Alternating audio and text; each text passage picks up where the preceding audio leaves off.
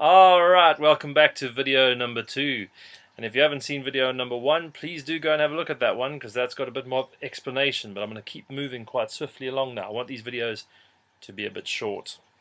So, in this video, everything's happening in little bunches of 3, but it's still in 4/4. Now, we're not talking about triplets that go 1 and 2 and 3 and 4 and that we'll come to later on. What we're talking about is little bunches of 3 with a little 8th note rest. So we're going to get a pattern that goes 1, 2 and 3, 4 and 1, 2 and 3, 4 and 1, 2 and 3. The second pattern we're going to do is going to be 1, 2 and 3, 4 and 1, 2 and 3, 4 and 1. Except for this time we're going to put an accent on that, on the 2 and the 4. 2 and the 4 are very important quarter notes in the world of music, and it just helps to be able to lean into those. So that pattern would be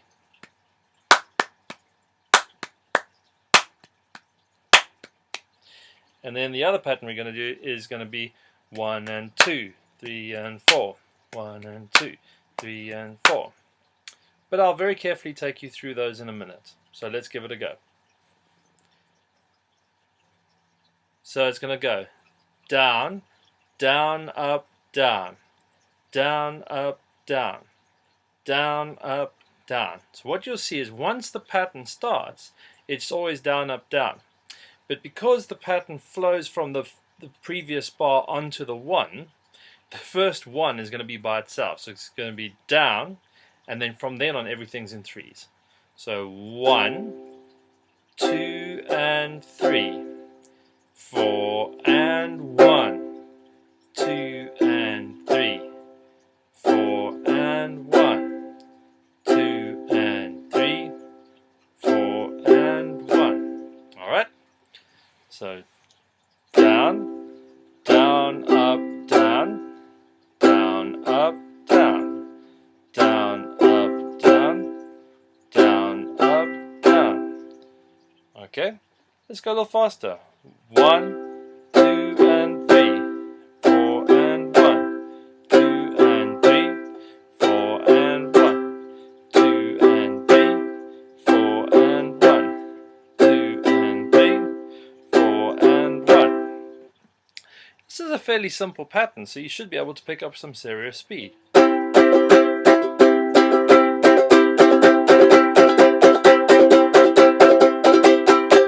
Yep. But now what we're going to do, like in the previous video, we've got to start changing chords. Now, because I might be dealing with real beginners, I'm going to only change between the 2 easiest chords I can think of on the ukulele, which is the C chord and the A minor chord. But we're going to change on the 1, so watch out, because during one of the set of 3s, that's when the change happens. So it's going to be like this: C, C, C, C, C, C, A minor, C, C, C, C, C, C, A minor, A, C.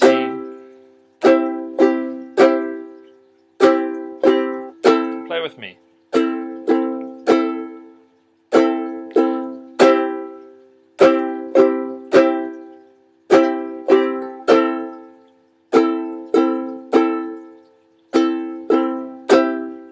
Now, the extension to all of these videos in the series, of course, is then to be able to play more and more complicated chord patterns up here, and of course also lift up your speed. And then the third thing you can do is play around with your dynamics. Now, talking about dynamics, that means how volume changes over time. We're playing this at a flat dynamic at the moment. We're going down, down, up, down, down, up, down, but actually we should play it with a bit of an accent on the 2 and the 4. That will fit a lot of pop and rock music. So it's going to go down, down, up, down, down, up, down, down, up, down, down, up, down.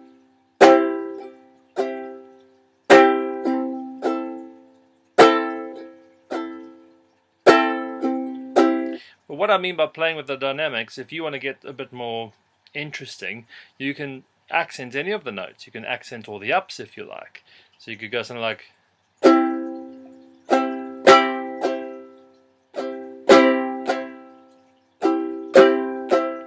or you could mess around with doing 3 hards and 3 softs. So you can go like,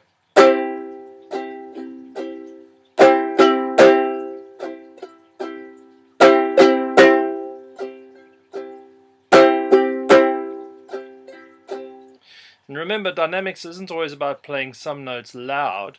Sometimes it means taking some notes down, or you can do both. So just mess around with that, and then of course go through more interesting chord changes than just C and A minor. And the last pattern for this video is going to be 1 and 2, 3 and 4. Down, up, down, down, up, down. Down, up, down, down, up, down. Play with me.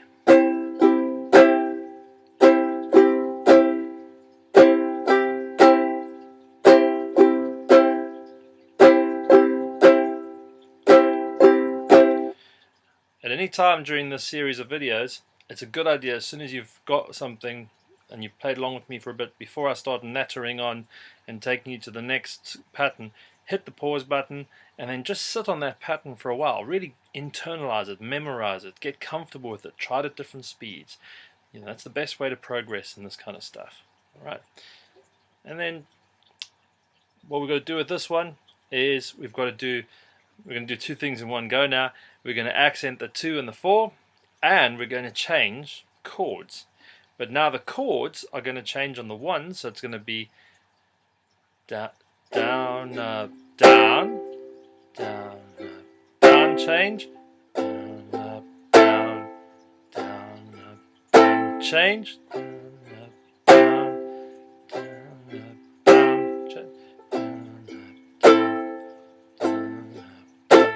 But you could change in lots of places. What happens if we changed every set of 3? So we can start on C,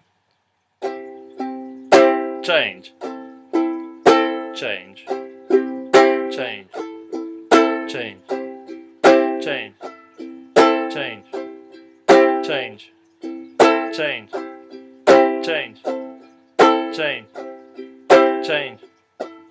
And how about if we can even leave notes out? I accidentally left one out there. It made a good effect, didn't it? It was like